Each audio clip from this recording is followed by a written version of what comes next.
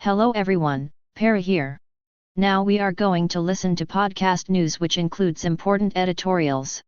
While walking in the morning or evening, while cooking, cycling or during free time you can listen.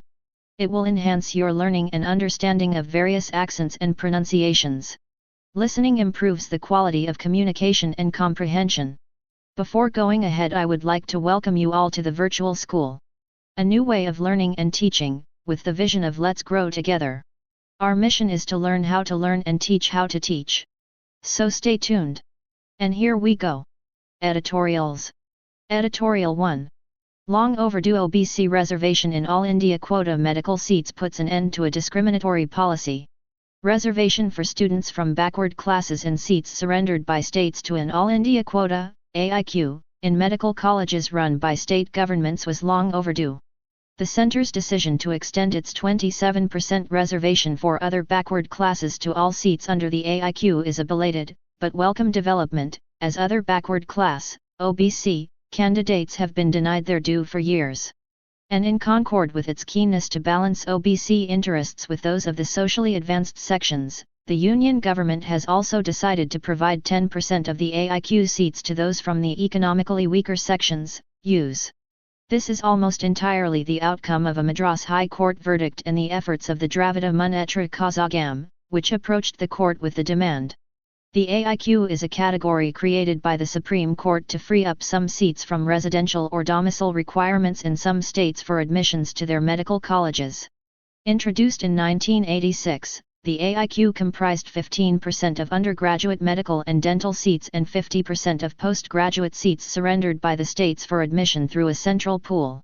There was no reservation in the AIQ, and, once in the past, the Supreme Court set aside a Madras High Court order directing the centre to implement scheduled castes/scheduled tribes quota in the category. In 2007, the Supreme Court allowed 15% scheduled caste reservation and a 7.5% scheduled tribe quota under the AIQ. Meanwhile, based on a central law favoring backward class reservation in educational institutions, the Union's 27% OBC quota was introduced in central educational institutions. There was no move to implement OBC reservation in the category. In the courts, the Medical Council of India argued against OBC reservation, but the Union government said it was not averse to the reservation, subject to an overall 50% limit. The omission of OBC reservation in the AIQ seats was obviously discriminatory. There were OBC seats in medical institutions run by the centre, as well as state-specific quotas in those run by the states. It was incongruous that seats given up by the states to help the centre redistribute medical education opportunities across the country were kept out of the ambit of affirmative action. There was even a case to argue that, as AIQ seats originally belonged to the states, the quota policy applicable to the respective states ought to be applied to them. The Madras High Court, in July 2020, held that there was no legal impediment to OBC reservation, but, given that the policy varied from state to state, it left it to the centre to decide the modalities for quotas from this academic year. The centre has now decided on the 27% OBC quota, but not before the High Court termed the delay in doing so contumacious. Thank you. Editorial 2. Elusive gold. India is still searching for a gold medal as the Olympic Games enter the second week. India at the Olympics has always been about feverish hopes, bruising anguish, and a few medals. Since its debut at the Games in 1900, the world's second most populous nation has ended up with either a single-digit tally or none at all. That familiar tale is being repeated a week after the Tokyo Olympics commenced, and India is currently assured of 3 medals. 1. A silver claimed by weightlifter Mirabai Chanu in the 49 kg category. And second, a minimum of a bronze guaranteed as boxer Lovelina Borgohain qualified for the semi-final in the welterweight segment. The bout will be held on Wednesday. Badminton star PV Sindhu joined the party, seizing her bronze after defeating China's He Bingjiao 21-13, 21-15 during Sunday's third-place playoff. Through their exploits, Mirabai and Lovelina, hailing from Manipur and Assam, respectively, have revealed the rich sporting ability shimmering in the northeastern states linked to the mainland through the Chicken's Neck above Bangladesh. Mirabai and Lovelina owe their triumphs to their innate strength and hard work besides the obvious support from family and the Sports Authority of India. With Sindhu, they have also reiterated women power. Sindhu, who won the silver at the previous Olympics at Rio de Janeiro, had an exceptional run till she ran into Chinese Taipei's Tai Tzu-ying in the semi-final and then made amends with a bronze. India had a moment to savour when its women's hockey team entered the quarter-finals. While a strong Australian outfit awaits in the knockout on Monday, the women will add to India's evergreen hockey hopes that gained a fillip after the men defeated Great Britain 3-1 during Sunday's quarter-final. After the 1980 gold, the men's quest to win another Olympic medal has gained impetus and the road ahead is tough but interesting. In the limited chronicle of good tidings, Kamalpreet Kaur's excellent throw of 64 meters in the discus throw event was a spark. Kamalpreet qualified for Monday's final and a lot is resting on her shoulders. While these stirring events kept India afloat, there is also the litany of heartbreaks that included Mary Com's loss in boxing, a fact the 38-year-old failed to initially admit following her adrenaline rush. The travails in shooting and archery did not add up to the original template of good form and resultant expectations. Shooters Saurabh Chaudhary and Manu Baker had their moments but they were not enough. The games exert immense pressure as it is always about the athlete combining individual excellence with national pride. Tennis champion Novak Djokovic failed to even win a bronze while gymnast Simone Biles withdrew from events citing mental fatigue. It is never easy and the Indian contingent would vouch for that going into the second week. Thank you. Editorial 3. The draw of space and nuclear technologies. It remains to be seen whether the new ventures of Jeff Bezos and Bill Gates will strike a chord and benefit mankind. T.P. Srinivasan. AP. Even as billionaire Jeff Bezos was preparing to blast off into space last month, another billionaire, Bill Gates, took an equally momentous decision to launch his own nuclear reactor with an eye on the possibility of exporting fast breeder reactors to power-hungry nations. https://ruti.rs/3ylfsgw. Both of them characterized their initiatives as essentially aimed at the environment to reverse climate change. Answering criticism on his expensive and wasteful adventure, Bezos insisted that he had an environmental vision. We need to take all heavy industry, all polluting industry and move it into space, and keep Earth as this beautiful gem of a planet that it is, he said. Mr. Gates stressed the importance of nuclear power as the clean energy required to meet the requirements of the world, even though the safety of nuclear reactors and the risk of proliferation of nuclear weapons are a growing concern. The future of atomic energy. Back in 2007-08, the then Director General of the International Atomic Energy Agency, IAEA, Mohammed El-Baradei, had established a committee of eminent persons to look at the future of nuclear power in 2020 and beyond. As an executive director of the commission, I had helped to produce a report, which asserted that the international community has both auspicious opportunities and significant challenges to tackle as the world moves into its seventh nuclear decade. Expanded use of nuclear technologies offered immense potential to meet important development needs. In fact, to satisfy energy demands and to mitigate the threat of climate change, two of the 21st century's greatest challenges, there are major opportunities for expansion of nuclear energy. The report predicted that a nuclear renaissance will solve not only the world's energy problems, but also alleviate climate change. Fukushima and after. But the expectation was short-lived because the Fukushima Daiichi accident in Japan on March 11, 2011 completely transformed the nuclear power situation beyond recognition and dealt a blow to plans for swiftly scaling up nuclear power to address not only climate change but also energy poverty and economic development. An IAEA article, Nuclear Power 10 Years After Fukushima, The Long Road Back, says, as the global community turned its attention to strengthening nuclear safety, several countries opted to phase out nuclear power. The nuclear industry was at a standstill except in Russia, China, and India. Even in India, the expected installation of imported reactors did not materialize because of our liability law and the anti-nuclear protests in proposed locations. India had to go in for more indigenous reactors to increase the nuclear component of its energy mix. More than 50 nations, which were knocking at the door of the IAEA for nuclear energy for peaceful purposes, quietly withdrew their requests. After intensive efforts to strengthen nuclear safety, as said in this article, and with global warming becoming ever more apparent, nuclear power is regaining a place in global debates as a climate-friendly energy option once again. Countries such as Japan and Germany reopened their reactors to produce energy. But even as organizations such as the Intergovernmental Panel on Climate Change, IPCC, and the International Energy Agency, IEA, recognize the ability of nuclear power to address major global challenges, it remains uncertain whether the value of this clean, reliable, and sustainable source of energy will achieve its full potential anytime soon. The Fukushima Daiichi accident, adds the article, continues to cast a shadow over the prospects of nuclear power. Furthermore, in some major markets, nuclear power lacks a favorable policy and financing framework that recognize its contributions to climate change mitigation and sustainable development. Without such a framework, nuclear power will struggle to deliver on its full potential, even as the world remains as dependent on fossil fuels as it was 3 decades ago. The Gates Plan. Even when the uncertainty continues and the anti-nuclear lobby is gaining momentum, TerraPower, the nuclear company founded by Mr. Gates, has just announced an agreement with private funders, including Warren Buffett, and the state of Wyoming, U.S. to site its Natrium fast reactor demonstration project there.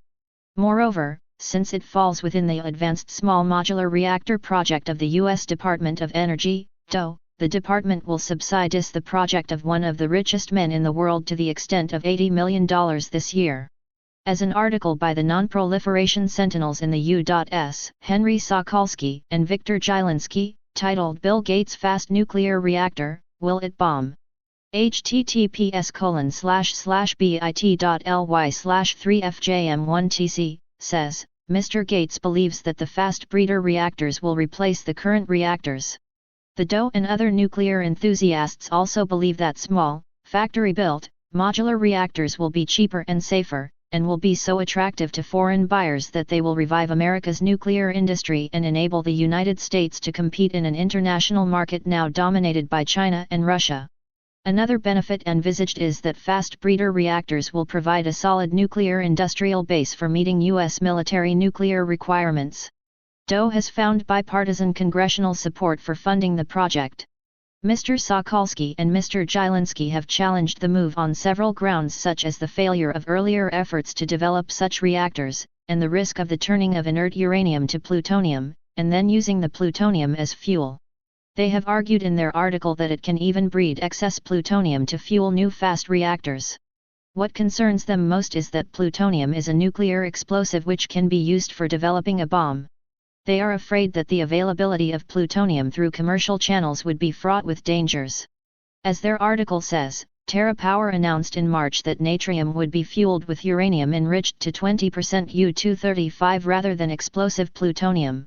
But the question being asked is if Natrium reactor takes off and is offered for export, will the same restraint apply? Currently, only a handful of nations can make 20% enriched uranium. The critics believe that there will be a rush to make 20% enriched uranium worldwide. The main objection to nuclear enrichment beyond a point in Iran arises from the fact that it would lead to weapon-grade uranium being available for them. The other objection being raised against the Gates project, as cited in the article, is that the principal reason for preferring fast reactors is to gain the ability to breed plutonium. That is surely what foreign customers will want. The way it is configured, the reactor would make and reuse massive quantities of material that could also be used as nuclear explosives and warheads. Focus on India and China. India's fast breeder reactor, which is not subject to international inspections, is seen as capable of feeding the nuclear weapons capability of India. And the recent reports that China is building 2 more fast reactors have immediately provoked international concerns about China's possible weapons plutonium production. The opponents of TerraPower believe that India and China will be encouraged in their efforts to develop fast breeder reactors and may even want to buy them from Mr. Gates. They also think that the characterization of TerraPower as small is a gimmick and they will have to be made big to make them economical. The claim that fast reactors are safer than light water reactors has also been called into question. It has been pointed out that U.S. Presidents Gerald Ford and Jimmy Carter made it U.S. policy to discourage the commercializing of plutonium-fueled reactors. President Ford had announced that the U.S. would not support reliance on plutonium fuel and associated reprocessing of spent fuel until the world community can effectively overcome the associated risks of proliferation. https://bit.ly/3phi71n. The critics do not think that the world has reached such a stage. No one can predict whether the space adventure of Mr. Bezos or the nuclear venture of Mr. Gates will benefit the US and the wider world. But billionaires have the sixth sense to know how to multiply their own billions. T.P. Srinivasan is a former ambassador of India and governor for India of the International Atomic Energy Agency, IAEA. He is also chairman, Academic Council, the director, NSS Academy of Civil Services and the Director General, Kerala International Centre. Thank you. Editorial 4. A cycle of low growth, higher inflation and less policy action ensures higher demand and growth. India will continue on the path of a K-shaped recovery. Getty Images/iStock photo. In recent times, right-leaning economists have been arguing that the government does not need to do anything with the economy and that it will revive by itself.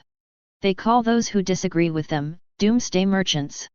These economists reason that, like after the Great Depression, the economy rebounded worldwide, and so will it with us. The argument is fallacious on 4 accounts. The first factor, demand. In the case of the Great Depression, demand was created by the Second World War effort. Especially in the United States, which was largely spared of the destruction, its industrial capabilities could be used as a supply base for the entire Allied effort. In the current scenario, there is no war to create demand. On top of it, the COVID-19 pandemic has resulted in demand destruction. This is because many jobs have been lost, and even where jobs were retained, there have been pay cuts. Both of these trends were confirmed in the Centre for Monitoring Indian Economy and other surveys. The only bright spot in this dismal scenario is that the Western world has spent a lot of money stimulating the economy. From the point of view of the Indian exporter, rising freight costs and non-availability of containers is a significant impediment along with structural issues such as a strong rupee relative to major competitors. Only the Indian IT sector is placed well to capitalize on rising demand in the world markets. Next is inflation. India is suffering from stagnant growth to low growth in the last 2 quarters. At best, any growth in the current quarter will be illusionary because it comes on top of substantial negative growth in the first quarter of last year, perpetuating a statistical phenomenon known as the low base effect. The base effect states that when measuring YoY, or year-over-year growth, we take the previous year's numbers as the base and measure the growth as a percentage. As in the low initial base set by last year, almost any growth this year is seen as a significant growth percentage. In comparison, the absolute growth figure is negligible. This scenario is eerily similar to the early 1970s in the United Kingdom and the United States, where low growth was combined with rising inflation. Causes in India.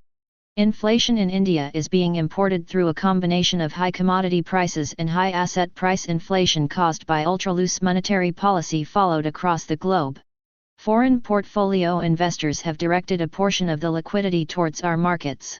Compared to a developed capital market such as that of the US, India has a relatively low market capitalization. It, therefore, cannot absorb the enormous capital inflow without asset prices inflating. This might be seen as a welcome move, but it is to be noted that most of India's population do not own equity or bonds, which means that they cannot cash in on asset inflation.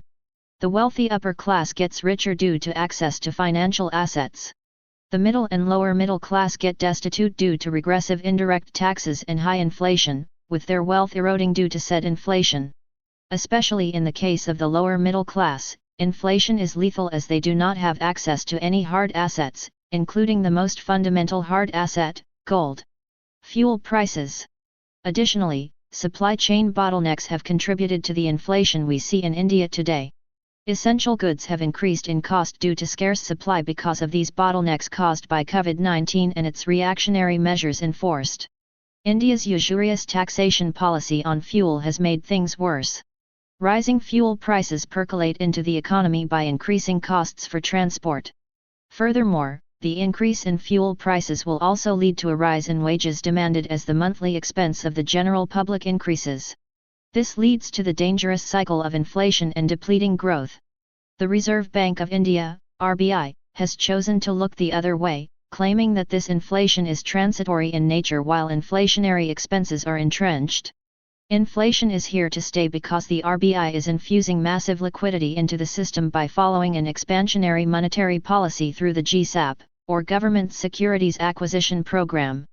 This is designed to keep the interest rates of government bonds at 6% and thereabouts. An added threat of rising rates is the crowding out of the private sector, which corporates are threatening to do by deleveraging their balance sheets and not investing. The third is interest rates. The only solution for any central banker once he realizes that inflation is entrenched is tightening liquidity and further pushing the cost of money. If this does not dampen inflation, repo rates will need to go up later this year or early next year. Tightening the money supply is a painful act that will threaten to decimate what is left of our economy. Rising interest rates lead to a decrease in aggregate demand in a country, which affects the GDP. There is less spending by consumers and investments by corporates. On-base. Finally, rising non-performing assets, or on-base. Rising interest rates, lack of liquidity, and offering credit to leveraged companies instead of direct subsidies to support small and medium-sized enterprises, SMEs, and micro, small and medium enterprises, MSMEs, to counter the COVID-19 pandemic and its effects will result in base of public sector banks climbing faster. Our small and medium-scale sector is facing a Minsky moment. The Minsky moment, coined by the economist Hyman Minsky, states that every credit cycle has three distinct stages. The first stage is that of cautious lending and risk aversion by the bankers. The second stage is lending to trustworthy debtors who can pay the principal and its interest. The third stage is a state of euphoria caused by rising asset prices where bankers lend to debtors regardless of their ability to pay back interest, let alone the principal. Minsky moment. The Minsky moment marks the decline of asset prices, causing mass panic and the inability of debtors to pay their interest and principal. India has reached its Minsky moment. This means that the public sector unit and several other banks will need capital in copious amounts to make up for bad debt. Several banks and financial institutions have collapsed in the last 18 months in India. The union government's budget is in no position to infuse large amounts of capital. At best, we can expect a piecemeal effort as in the past 7 years. As a result of the above causes, credit growth is at a multi-year low of 5.6%. Banks do not want to risk any more loans on their books. This will further dampen demand for real estate and automobiles once the pent-up demand is over. The Indian economy is in a vicious cycle of low growth and higher inflation unless policy action ensures higher demand and growth. In the absence of policy interventions, India will continue on the path of a K-shaped recovery where large corporates with low debt will prosper at the cost of small and medium sectors. This means lower employment as most of the jobs are created by the latter. Anand Srinivasan is a financial consultant. Thank you. Editorial 5. Pegasus, a blemish on democracy. The hour has come to oppose excessive oppression through serious political action. Pegasus, the mythical winged horse from Greek mythology, is known to have allowed Bellerophon, the Corinthian hero, to ride him in order to defeat the monstrous Chimera before flying off to the heavens where he was turned by Zeus into an eponymous constellation. He has now returned to Earth in the guise of a malware designed to fight terrorism, criminality and national insecurity. Though interpreted as an allegory of soul's immortality in modern times, Pegasus becomes a symbol of poetic inspiration, only to be turned into a reprehensible cyber weapon in the hands of dictators and bigots with the purpose of putting down dissent and killing critical thought. The constellation still glows in the heavens, but no longer evokes the age-old mythical sensations for humanity. Where science has brought us.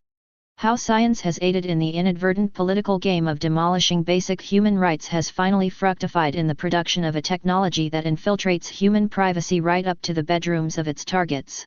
When C.P. Snow walked into the Senate House at Cambridge in 1959 to deliver his Reed Lecture, The Two Cultures, he sparked a global debate that would put a nail in the coffin of humanities, giving a boost to the study of science for the advancement of humanity. The two distinct cultures that emerged led to the confrontation between the technocrats and literary intellectuals.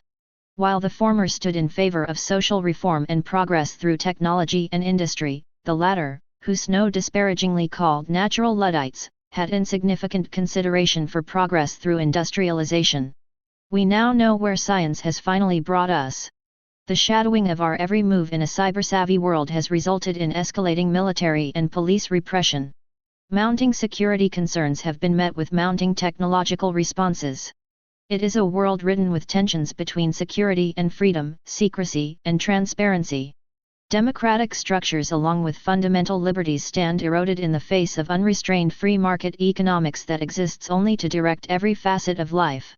This is a system of the panopticon, an architectural edifice where the warden in a central tower can monitor the prisoners in their cells without the prisoners seeing the warden.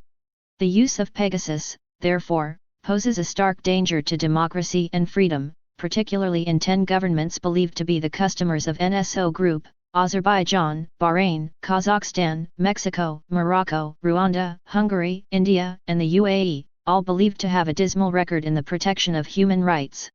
The obsession with power through surveillance has brought in its wake not just the blitzkrieg of information, but also given rise to political systems that aim at behavior control, destroying the sanctity of the individual's privacy and thereby threatening democracies with serious consequences.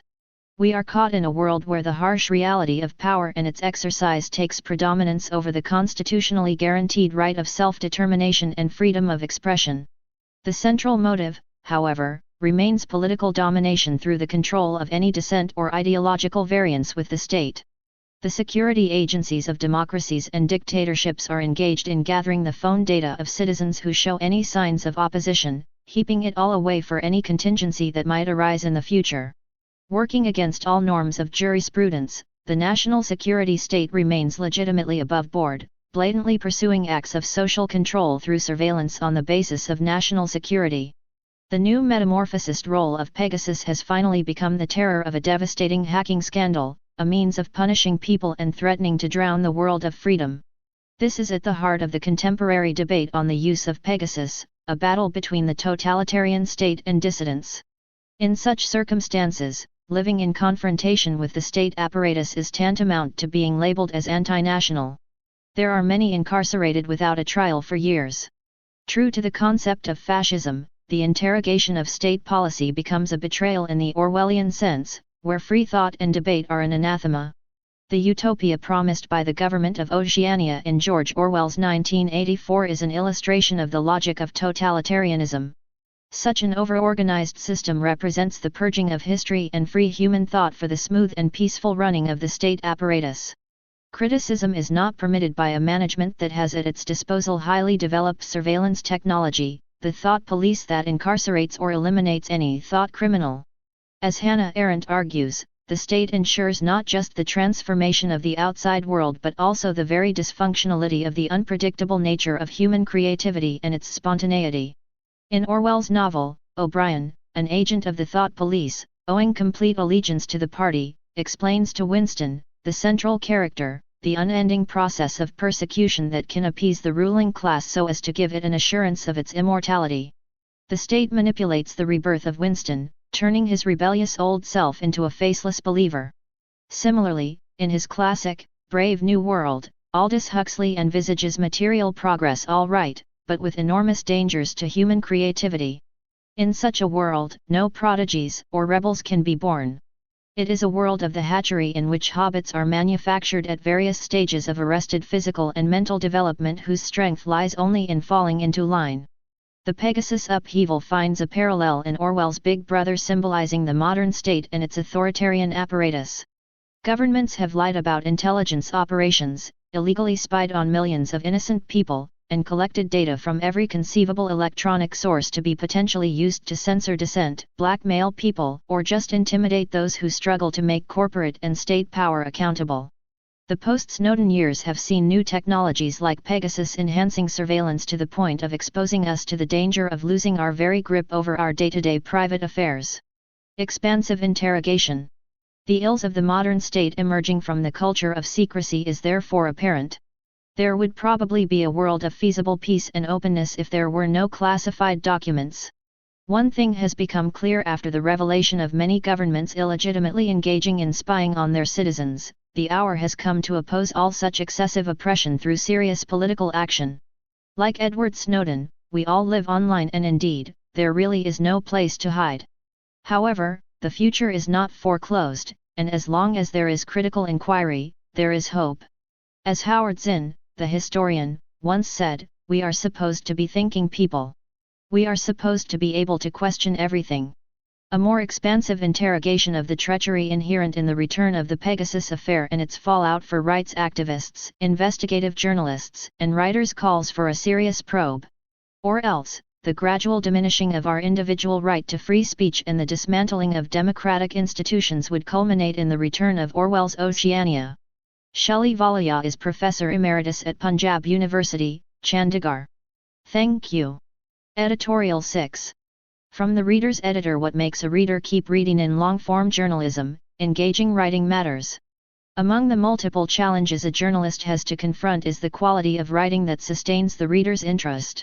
Elegant writing is neither a legal requirement nor a regulatory prescription.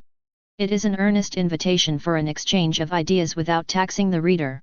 One of the instructions Vinod Mehta gave me when I became an editor 20 years ago was to ensure that my journalism is not boring. Boredom kills journalism, he asserted. It is trite to say journalism is not fiction. Good, reliable journalism has to adhere to strict factual accuracy. The rules of attribution cannot be compromised. The act of verification is an integral element of journalism. In short reports, these three elements suffice. A talented desk will ensure that no meaning is lost and hence, no reader is lost. However, in long-form journalism, engaging writing matters. Concerns in narrative journalism. The year I became an editor was the year the Nieman Foundation at Harvard University established a program on narrative journalism. Nieman curator Bob Giles said, "Narrative journalism builds a newspaper's franchise for the long term. It plays to the strengths of print journalism space and considered reporting adding value that no other medium can duplicate." The program underscored that the values of journalism and creative approaches to prose can easily coexist without the core tenets of good reporting being eroded. Russell Frank, who worked as a journalist for decades before becoming a journalism teacher, flagged a major concern of editors towards certain aspects of long-form journalism. He wrote, "When reporters write stories that read like good fiction, they inevitably arouse suspicions. Reality is messy. Speech is messy. If a story is tidy, if the plot is too seamless or the quotes are too eloquent, the reporter probably juiced it a little. Reconstructed scenes are particularly suspect. Instead of relying on tape recordings or notes of their own observations, reporters rely on the memories of the people who were there." Mr. Frank also pointed out that the surge of interest in narrative journalism has coincided with a surge of skepticism among newspaper readers. Journalists add notes for their print version and give hyperlinks for the web version to ensure that the rules of attribution are not lost in writing a report. Fog everywhere. Literature teaches us how to work with words in a manner that the reader doesn't get bored. Much has been written about the journalistic quality of Charles Dickens's writing. What we learned from him is the art of description, which is different from the act of deception. For instance, in Bleak House, he wrote, "Fog everywhere. Fog up the river, where it flows among green aits and meadows, fog down the river, where it rolls defiled among the tears of shipping and the waterside pollutions of a great, and dirty, city. Fog on the Essex marshes, fog on the Kentish heights. Fog creeping into the cabooses of collier brigs, fog lying out on the yards and hovering in the rigging of great ships, fog drooping on the gunwales of barges and small boats. Fog in the eyes and throats of ancient Greenwich pensioners, wheezing by the firesides of their wards, fog in the stem and bowl of the afternoon pipe of the wrathful skipper, down in his close cabin, fog cruelly pinching the toes and fingers of his shivering little prentice boy on deck." This is a wonderful example of how fragments and extremely long sentences coexist to make reading a worthwhile experience. The fine editor, Harold Evans, in his book, Do I Make Myself Clear? Why Writing Well Matters, refers to Dickens to explain the new language of obfuscation that is creeping into our public sphere. He wrote, "Fog everywhere. Fog online and in print, fog exhaled in television studios where time is anyway too short for truth. Fog in the Wall Street executive suites. Fog in the regulating agencies that couldn't see the signals flashing danger in shadow banking." His antidote was, "But never come there fog too thick, never come there mud and mire too deep, never come there bureaucratic waffle so gross as to withstand the clean invigorating wind of a sound English sentence." This, indeed, shall be the governing creed of both the reporters and the desk as they put out their stories. Thank you. Editorial 7. The benefits of breastfeeding. The promotion of breastfeeding should be a continuous process, not an event restricted to a week. Pungothi Aledi Aruna. UNICEF states that breastfeeding is among the most effective ways to protect maternal and child health and promote healthy growth and optimal development in early childhood. Infants should be breastfed within 1 hour of birth, breastfed exclusively for the first 6 months of their lives, and be breastfed after 6 months in combination with solid, semi-solid, and soft food until they are about 2 years old. Many advantages. Breastfeeding provides greater immunity for children against infection, allergies, cancers, and obesity, and improves brain maturation. It is also beneficial for the mother. It promotes faster weight loss after birth, reduces postpartum bleeding, and protects her against breast cancer, ovarian cancer, and osteoporosis. Data from The Lancet show that more investment in breastfeeding could add $300 billion to the global economy and prevent about 8,20,000 child deaths every year. The advantages of breast milk are evidence-based, yet globally only 25%-40% of babies are breastfed. Breastfeeding and later wet nursing were the norm for millions of years.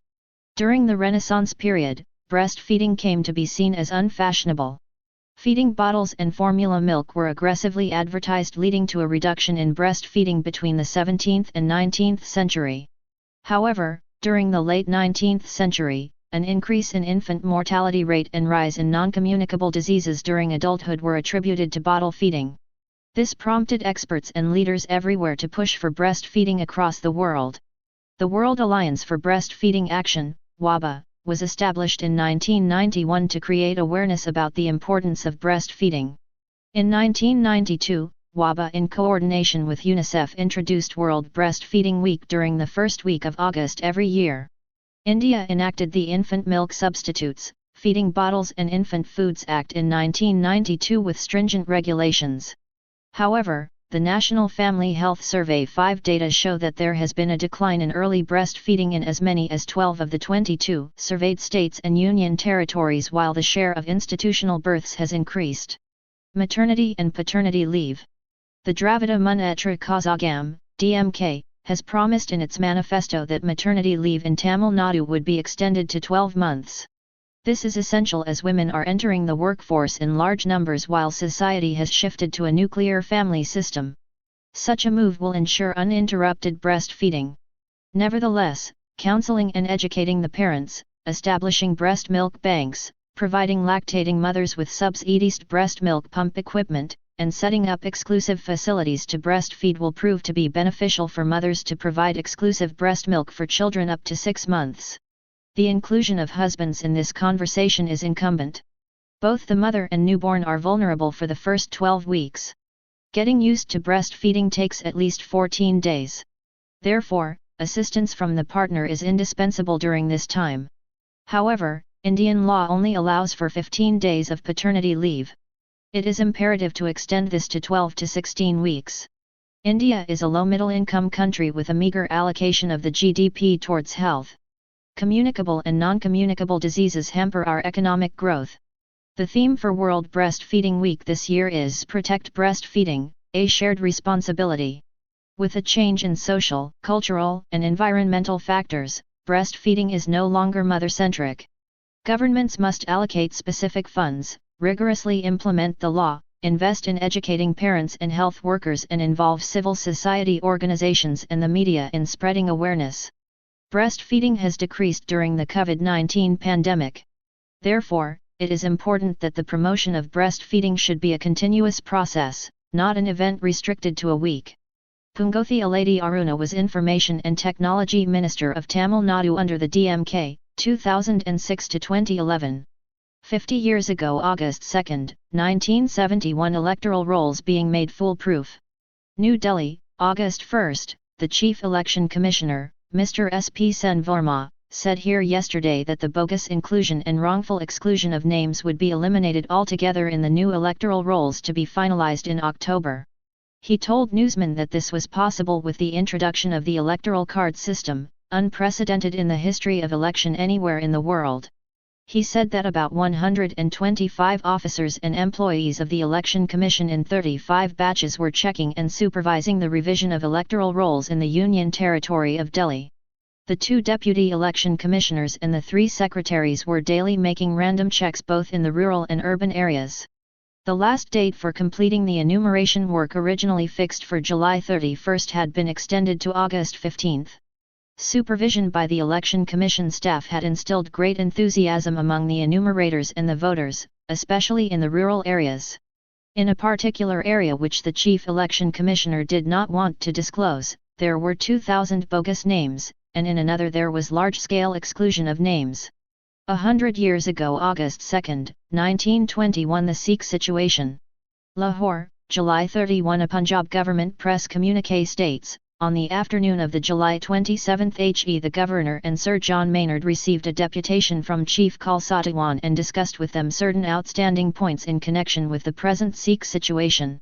Another communiqué states special permission was a few years ago granted to the Sikh community to wear kirpans, but in granting this concession government did not intend it to cover the case of large weapons or of ordinary swords, and accordingly prosecutions were instituted a few months since against 2 Sikhs in Amritsar district for wearing such weapons or swords either in addition to or without ordinary kirpans. The accused were convicted in both these cases, but in view of the fact that the practice of wearing large weapons or ordinary swords appears to have now much diminished, government, while reserving to themselves the power to take necessary action if the practice again becomes prevalent, have remitted the punishment to which the accused were sentenced in the 2 cases above referred to. Mantra to protect children. Kamsa sends Putana to kill the baby Krishna, growing up in Gokula. Srimad Bhagavatam says she went as a lovely lady. Why did Putana have to adorn herself and look good? It was the norm in the past for a mother to dress up well and look pleasant, when she picked up her child to feed it, so that the child looking at her would be happy. Nambalai says this practice was observed widely. The importance of breastfeeding is stressed thus, elaborated V.S. Karanakaracharya in a mantra. Also, the first time a mother feeds her child, the father has to utter a mantra. Apsadamha Sutras says that soon after the child is born, the mother must feed it from her right breast, while the father recites the mantra. The mantra goes thus: let no demons hurt your child.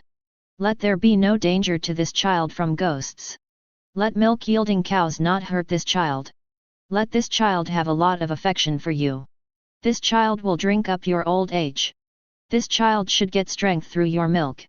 So, the mantra says that neither harmful beings like demons, nor harmless ones like cows should hurt the child in any way. The phrase used in the mantra for the child is Stanasya Priyaya, meaning the dear child is the mother's wealth. Thus breastfeeding was given great importance, with a ritual and a mantra dedicated to it. When Putana puts Krishna to her breast, he sucks not only her milk, but her life as well. Later, Krishna, recalling the incident, praises Vasudev's adherence to prescribed practices as having protected him. He is referring here to the fact that when he was born, Devaki breastfed him, and that Vasudev recited the mantra for his protection at that time.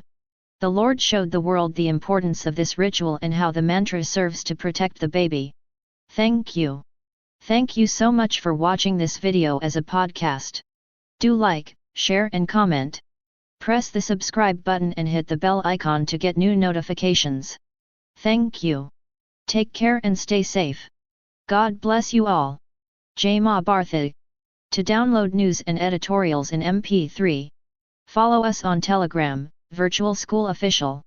The link is provided in the description below.